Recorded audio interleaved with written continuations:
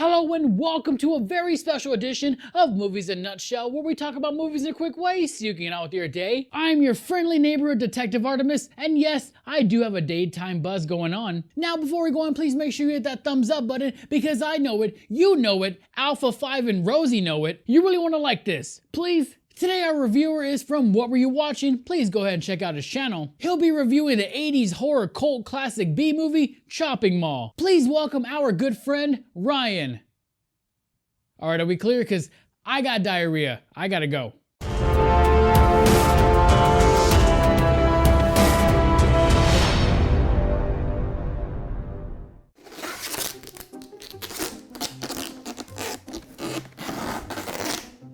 Oh, hey there.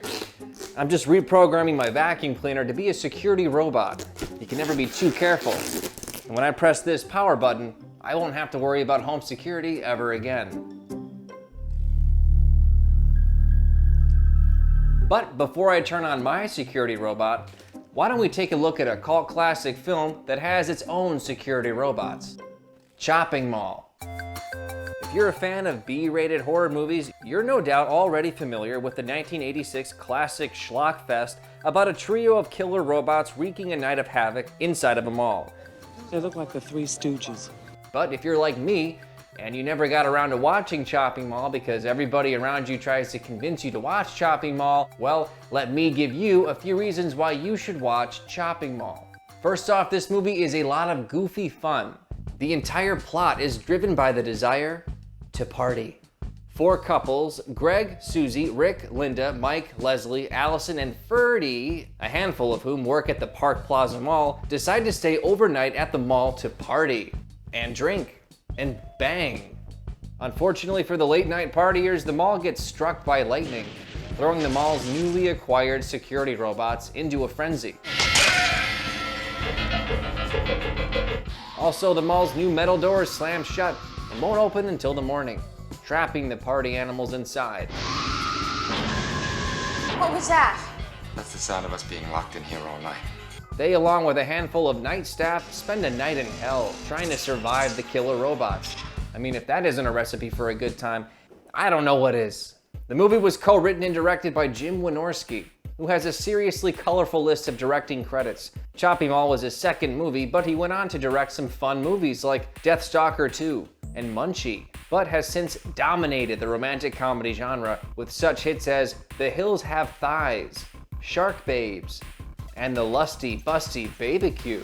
On the producing side was perhaps the king of exploitation B movies, Roger Corman, and his wife Julie Corman. So you can imagine that this movie has quite a lot of gratuitousness, gratuitous boobs, gratuitous violence, and gratuitous silly dialogue. Waitress, more butter. I really enjoy the characters in Chopping Mall. I feel like they really do make the movie. Most of the characters are all sort of one-dimensional in that charming B-movie fashion. In about an hour and a half, we bail this barbecue, and it's good times to the max. My favorite is probably Mike, played by John Terlesky. I wish he were my best friend. What a joy it is just to hear him speak. Greg, come on. Dad. Or to watch him chew the life out of that gum. The other characters are great too, and the movie's got a lot of them. With 8 main characters and a handful of secondaries, the movie does a good job keeping you guessing who will be left standing at the very end and who's gonna be getting chopped. Just kidding, no one actually gets chopped in this movie. I don't really know what that hand is on the movie cover. I mean, the robots don't have any kind of opposable thumbs. When it was first released, Chopping Mall is actually titled Killbots, which is a more apt title. But it bombed in theaters, so it was eventually re-released under a new name, and it did much better. And good, I'm glad it did better. This movie's a lot of fun. Part of the joy of watching Chopping Mall and movies like it is that you get a real sense that the cast and crew were all having a laugh making it.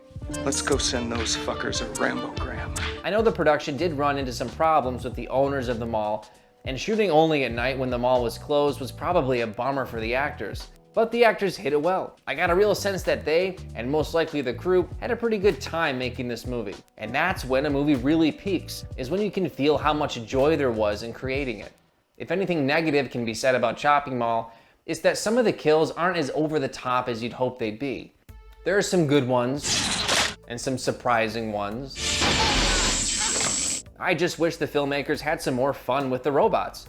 In fact, probably half of the deaths are kind of boring. Still, watching the characters work their way through the mall, trying to escape and outwit the killer machines is a heck of a lot of fun. I guess I'm just not used to being chased around a mall in the middle of the night by killer robots. And the ending is quite satisfying. When the credits start to roll, you know you've just watched something pretty special, and kind of wish someone out there would just make a chopping mall too. You know, like maybe there's somebody already out there with a script written.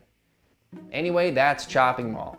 If you haven't seen it and are in the mood for some grade A camp, then I recommend it. And the movie's total runtime is under 80 minutes, so it's well worth your time. Now, if you'll excuse me, I'm gonna go ahead and activate my own security robot. Excuse me.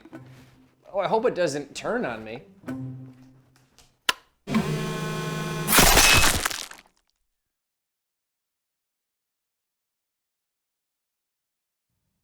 Somebody should probably go check on him.